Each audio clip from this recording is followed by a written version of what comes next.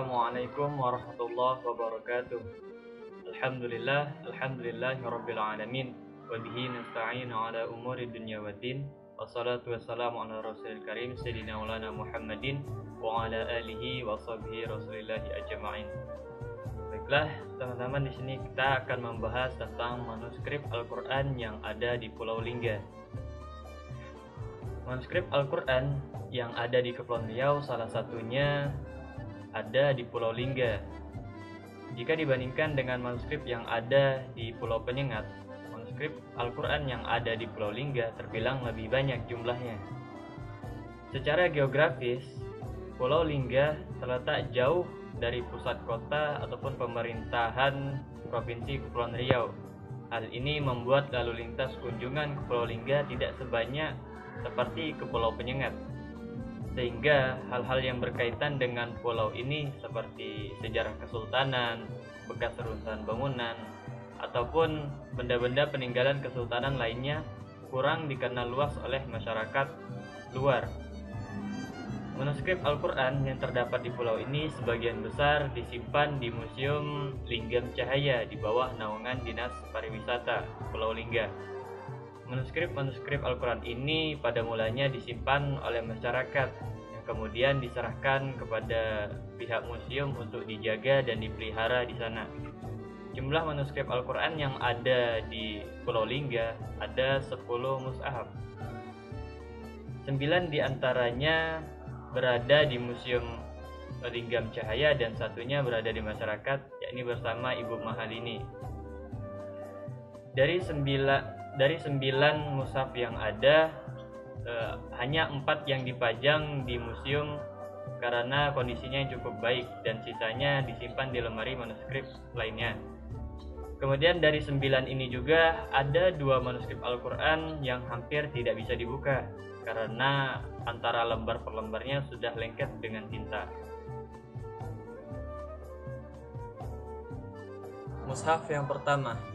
Mushaf ini merupakan koleksi Museum Linggam Jaya Dinas Pariwisata Pulau Lingga.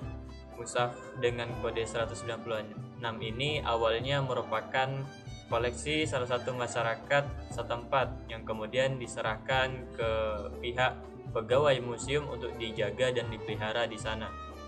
Keadaan manuskrip Al-Qur'an ini sudah tidak utuh lagi, tidak ada kulit cover depan belakang dan juga halamannya sudah banyak yang hilang. Setiap halaman mushaf ini terdiri dari 15 baris dan memiliki ukuran 25 x 20 cm dengan tebal 2,3 cm dan ukuran bidang teksnya 17 x 13 cm. Kertas yang digunakan adalah kertas Eropa dengan tinta berwarna hitam untuk tulisan teksnya dan tinta merah untuk penandaan awal surah dan awal juznya. Mushaf yang kedua.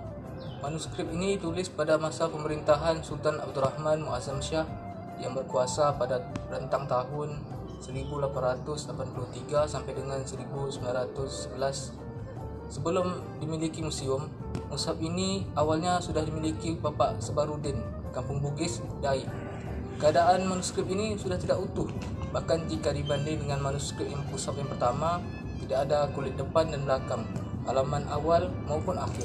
Sisi halamannya bahkan sudah termakan sehingga bentuknya sudah tidak simetris lagi. Ukuran mushaf ini adalah 29 x 19 cm dengan tebal 4 cm.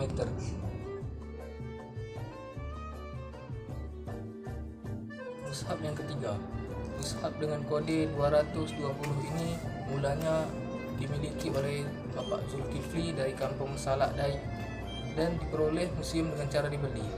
Patut disayangkan karena mushaf ini sangat bagus, terutama dari ilmunasi berbentuk floral, juga kombinasi warna merah, hitam, kuning, keemasan, dan hijau.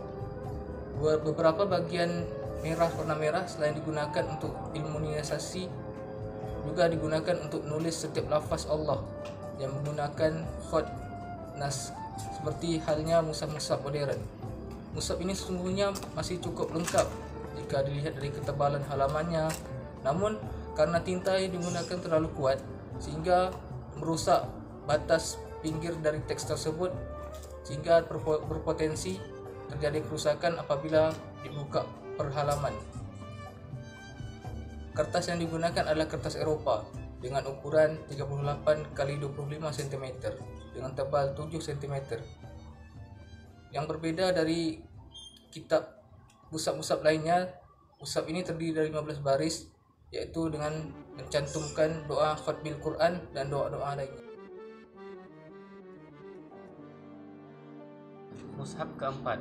Di antara mushaf koleksi Museum Lingam Cahaya lainnya, mushaf ini yang cukup istimewa karena mushaf ini memiliki catatan klopon pada bagian akhir mushaf yang memuat keterangan tentang identitas penulis dan tahun penyalinan. Klopon pada mushaf menerangkan bahwa penulis mushaf ini yaitu Haji Abdul Karim bin Abbas bin Abdurrahman bin Abdullah. Tarikh penulisannya yaitu hari Jumat tanggal 13 Jumadil Awal 1249 Hijriah atau 27 September 1833 Masehi.